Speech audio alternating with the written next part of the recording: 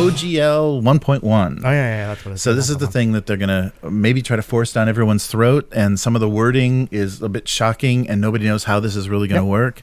And I think what we're going to have to deal with is them having a real bad OGL and enticing you to say, if you want to be on our platform, if you want to do this, this is what you agree to. Yep. So hopefully they're going to leave everybody else alone, as far as like, Paizo and Goodman Games and everybody that's, that they can't like pull it out from under them. Okay, you're operating with this, and there's we're not going to do anything about that. But moving forward, we want people to be on our platform. But they could. I mean, they could, because some of the wording is very suspicious. Because it basically says that the previous agreement, though 1.0A, I guess, is unauthorized. Yeah. So it's junk on a page. Yeah. Yeah. So very bizarre. So I've heard people going back and forth about what this means and whatever, but it doesn't mean anything, because it's all going to have to be fought in court. Like nothing has to happen, nothing except for being on the one D&D platform or whatever. Nothing is going to be affected unless it gets resolved about what they can actually do.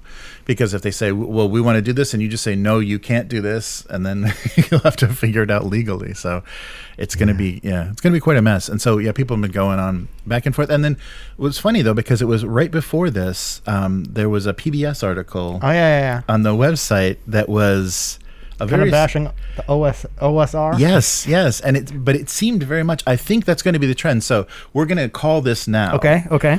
If you're using pencils and paper and physical books, you're a racist, you're a sexist, you're a homophobe. No, but I mean, I'm just terrible now. But I think that's what they're gonna. That's the angle they're going to take, because they want to get people on this digital platform. Interesting. So they're going to say, "Oh, you're only buying our books, and you're not a subscriber." Well, what are your politics? We're not quite sure. Who did you vote for? Like, they're going to be very suspicious.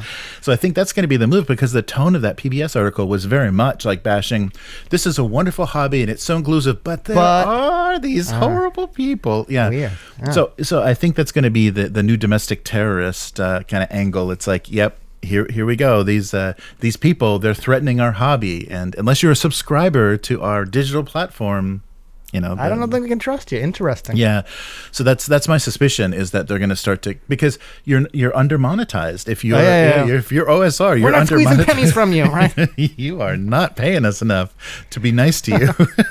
Wow. So that combination of those things, I'm like, I can feel what they might try to do, and they haven't even proven that they can do this digital platform thing, because when has that stopped them before? Yeah, was there supposed to be all kinds of like online tools for like 3.5 or 4.0 or whatever that just kind of evaporated? Right. Yeah, so if they half-ass these digital tools, then why would anybody agree to this new Because it's the most popular game in the world. That's right. It's the most popular game in the world. Right? Yeah, so it'll be interesting if this changes people's attitudes and changes what system they want to develop for, and all kinds of stuff can be happening. Here's an idea: make your own fucking game. Yeah, right, and just don't rely on people that are willing. And just like we were talking about this, it was I think last year. The probably fandom. That's the last time we saw each other. The last year, fandom. The Cortex Prime, which so, got revised, but I haven't seen the new one, I think. Yeah, but it was that same problem where it's like everything you do, we own. Yep. And that's exactly what just by using this license. Yes. Yeah, we own it. We own the thing. And we can do whatever we want with it. It's a royalty-free license to do whatever. So well, okay. I don't care, right? About right. The OGL. And it seemed to be, there was a lot of chatter about it, and I wasn't going to take the time to separate rumor from reality. Yeah. However, I did read a couple articles before coming over here, and my biggest takeaway from that was WotC saying, we never intended the OGL to allow our competitors this massive foothold, right? Right. And okay, as a business, I get it, right? Sure, they right? I think a couple of places declined to comment, like Paizo declined to comment. Mm-hmm. But the one I saw, like Green Ronin said, okay, the only thing that uses the OGL is our very popular Mutants and Masterminds one, right? There are still games, there are games out there that use the OGL, but like, sorry. Mm-hmm. Why did you think a company was going to just sit on their hands and go, get real popular and make a lot of money off something we developed. Oh yeah, right? well that's a good point. Yeah, the argument I think a lot of them are going to take is it's been this same agreement for like 23 years. I think this update, the A update was only to include PDFs and like digital wording.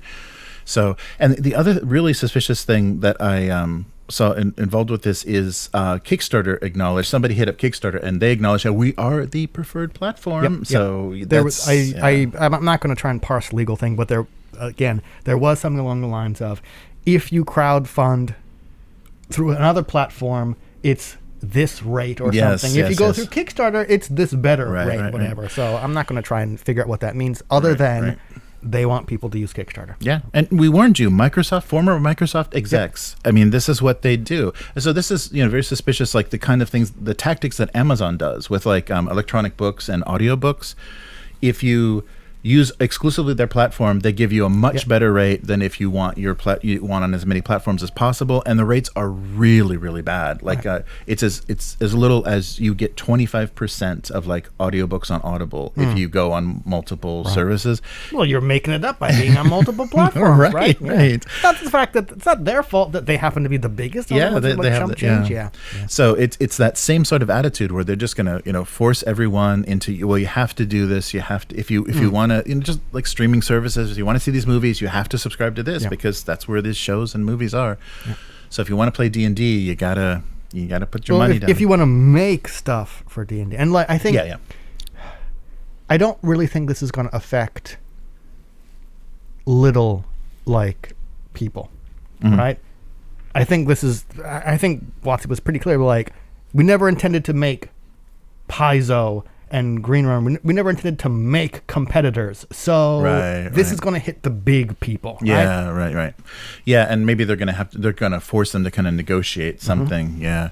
And the thing that also feels strange about it is the kind of content creators and stuff. So how could they probably looked at Critical Role and said, why aren't we getting a piece of this? That's insane. It's like the most goodwill and free advertising that product could ever have gotten is when Critical Role switched from Pathfinder to D&D, and now they're going to say, okay, pay us royalties now. They might.